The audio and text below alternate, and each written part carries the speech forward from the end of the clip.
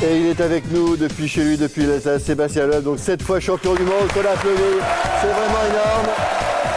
Il est aux côtés de Daniel Elena, son copilote, évidemment, et de Christian Chupin. Alors, Sébastien, la fête est totale puisque donc le 7e titre est en poche, le 7e titre consécutif. Ça s'est passé chez vous, donc en Alsace, avec toute votre famille, avec tous vos amis. En plus, il fait beau, alors que demander de plus? On peut pas demander grand chose de plus, sauf qu'il fait beau qu'aujourd'hui. Hein. Il a pas fait beau les 2 derniers jours, donc ça a été un rallye très difficile. Ça a été très piégeux, beaucoup d'émotions, beaucoup de pression aussi, parce que je savais en arrivant ici qu'il y avait une possibilité de gagner le championnat à la maison en gagnant le rallye. Donc c'est ce qu'on a réussi à faire, et il y avait un gros soutien du public, une grosse pression, et donc que demander de mieux? Pas grand chose, c'est vrai. Seb, en termes d'émotion, parce que là on entend la foule derrière, c'est incroyable. Tout le week-end ça a été comme ça, regardez, écoutez. Allez, justement, en termes d'émotion, Seb, est-ce qu'on peut faire mieux que ce rallye? Parce que vous avez déjà été sacré en France en 2004, titre constructeur en même temps d'ailleurs à cette époque. Est-ce que vous pouvez espérer mieux dans votre carrière? Non, on ne peut pas espérer mieux. C'est vrai qu'on gagne les 2 championnats ici, en Alsace. La dernière spéciale, c'est à Haguenau, dans ma ville natale. Donc c'est vrai que c'est un rêve, et d'y être arrivé, c'est un grand moment. En plus, ça a été un rallye magnifique, les conditions étaient difficiles, c'est une chose, mais je dirais qu'au niveau de l'ambiance, au niveau des spectateurs, je m'attendais à avoir un gros soutien des spectateurs ici en Alsace, mais à ce point-là, c'était inespéré. Il y avait vraiment du monde partout, sur les spéciales, sur les liaisons, dans les parcs d'assistance, au podium. C'était une ambiance vraiment magique. Allez, on va jeter un petit coup d'œil sur la course tout de suite avec donc la 2e place de Dani Sordo qui est à quelque chose comme 35 secondes à peu près, la 3e place ensuite de Peter Solberg.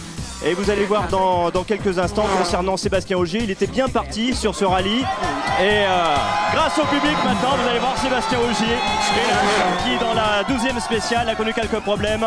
Un tout droit, alors que l'on voit encore Peter Solberg, voilà un tout droit de Sébastien Ogier. Hélas là, il est vraiment en retrait sur le rallye. Et ensuite Kimi Raikkonen, 2 sorties dont celle-ci qui était vraiment impressionnante.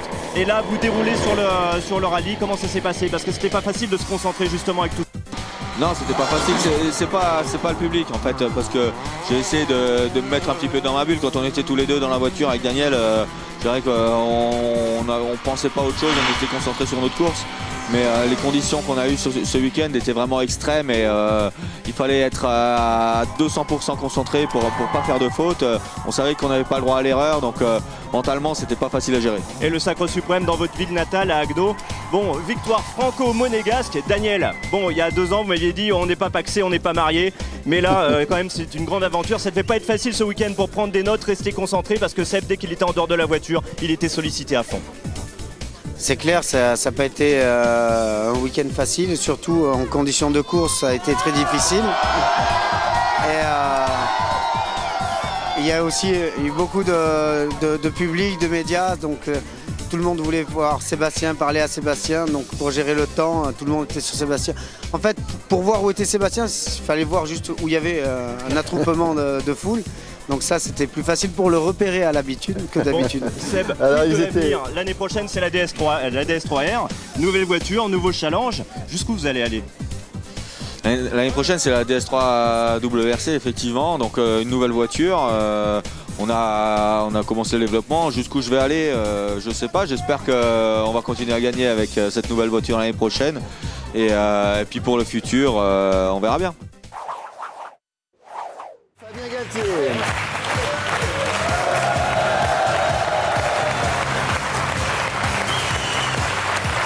Alors, bonsoir messieurs. Avec Cédric et Mathieu qui sont à ma gauche, on est ravis d'accueillir également avec Fabien un petit nouveau dans l'équipe des commentateurs de France Télévisions pour le rugby. C'est donc Raphaël Ibanez qui a déjà fait ses armes ailleurs. Il était consultant pour la BBC, chez nos amis et néanmoins confrère de Canal+. Et donc cette année, vous nous retrouvez à France Télévisions pour essentiellement la Coupe d'Europe de rugby. Alors welcome. Et dans quel état d'esprit vous nous retrouvez alors, Raphaël? Avec un tel accueil aussi chaleureux, je ne peux qu'être ravi. C'est vrai que j'avais connu quelques très bonnes expériences par ailleurs en tant que consultant rugby, mais c'est vrai que l'approche aussi de ces grands matchs, les matchs de Coupe d'Europe, eh bien, rend le challenge excitant. Alors on va en parler dans un instant puisque ça sera donc la semaine prochaine, le week-end prochain, la Coupe d'Europe. Et tout d'abord, on va ouvrir cette page avec le top 14, avec l'actualité. C'était la 9e journée. Et Cédric, on va suivre donc les gros finalement. Pour ne rien manquer des programmes de France Télévisions, plus.fr.